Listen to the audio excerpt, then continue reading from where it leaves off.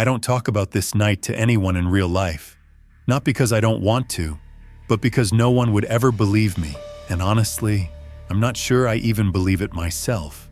It happened when I was working as a night security guard at a zoo. It wasn't a huge, famous zoo, just a mid-sized one on the outskirts of town, a place families would come on weekends.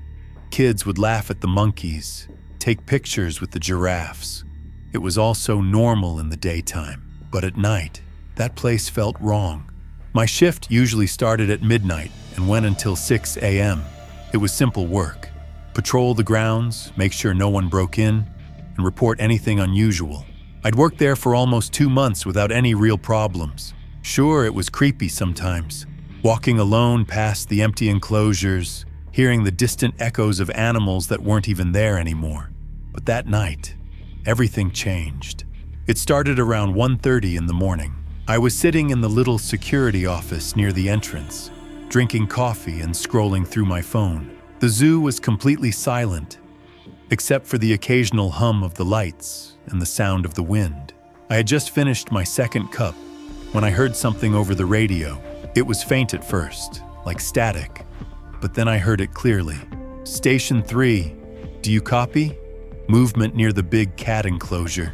My heart skipped a beat because I was the only one on duty. No one else was supposed to be here.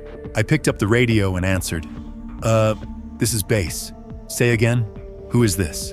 "Nothing, just static." I waited a few seconds, then shook it off. Maybe some old interference. But then I remembered. The big cat enclosure was on my patrol route. I had checked it earlier that night. Everything had been fine.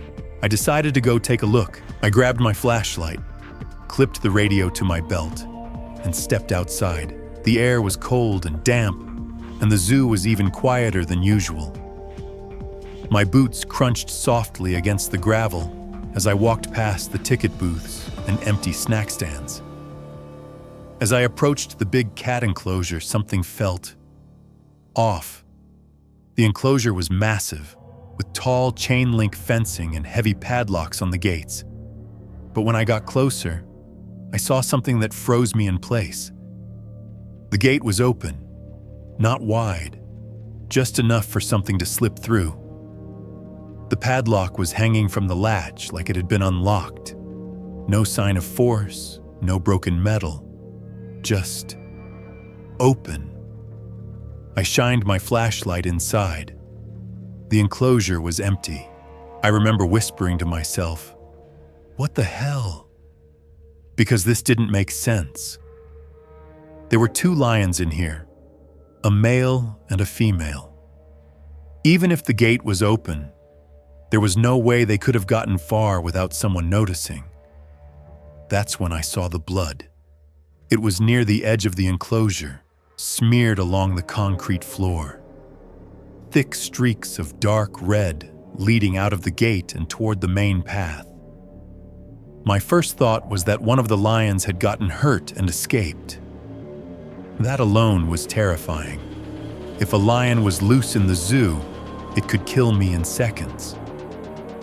But as I followed the trail with my light, I noticed something strange. The blood trail didn't look like it came from an animal walking. It looked like something had been dragged. I should have called for help right then. I should have locked myself in the office and dialed 911. But I didn't. Maybe it was curiosity. Or maybe I was just too dumb to realize how bad this was. I kept following the trail. It led me past the reptile house, down the winding path that cut through the center of the zoo. And as I walked, I started hearing sounds, faint, distant noises. At first, I thought it was the wind, but then I realized it was more like whispering. I froze and held my breath. The whispers seemed to come from everywhere at once, like they were carried on the air. I couldn't make out any words, just soft, hushed voices, too many to count. Then, I heard something else, a deep, guttural growl. I swung my flashlight toward the noise, but there was nothing there. Just the empty path, the dark trees, and the silent cages. By now, My heart was pounding so hard I could feel it in my throat. I turned the corner, and that's when I saw the monkeys. Or what was left of them. Their enclosure was a mess. The fencing was torn open, like something had ripped it apart with its bare hands. There was blood everywhere. Pieces of fur, limbs, faces twisted in silent screams. I gagged and stumbled back, nearly dropping my flashlight. That's when the radio crackled again. "Behind you!" I froze.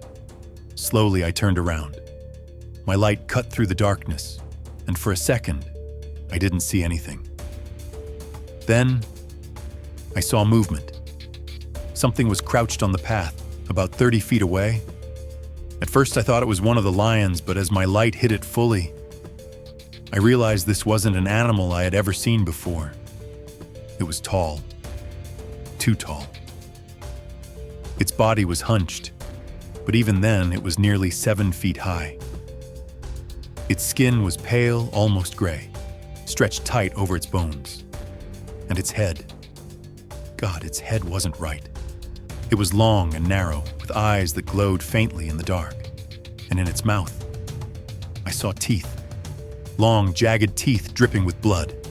I couldn't move, couldn't breathe. It just stared at me. And I felt this horrible, overwhelming feeling like I wasn't supposed to see it. Like I had walked into a place I should never have been. Then it started walking toward me. Not fast at first. Slow, deliberate steps, like it was enjoying this. I ran. I don't even remember deciding to move. My legs just took over. I ran down the path, past the shattered enclosures, past the blood and bones. I could hear it behind me, those heavy, inhuman footsteps pounding against the ground. I reached the main office and slammed the door shut behind me, locking it with shaking hands. I grabbed the phone and dialed 911, but all I got was static. No dial tone, nothing. Just static. Then the lights went out. The whole zoo went dark. I could still hear it outside, moving slowly now, circling the office. The windows were covered with metal bars, but that didn't make me feel safe. Then, silence. I thought maybe it had gone. Maybe it had left. I was wrong. The last thing I remember was hearing the door creak, just slightly. And then a voice, soft, almost a whisper, right next to my ear. "You shouldn't be here." And then, nothing. When I woke up, it was daylight. The door was locked. Everything looked normal. No blood, no broken cages, nothing. Like it had never happened. But I know it did. I can still hear those whispers when I close my eyes.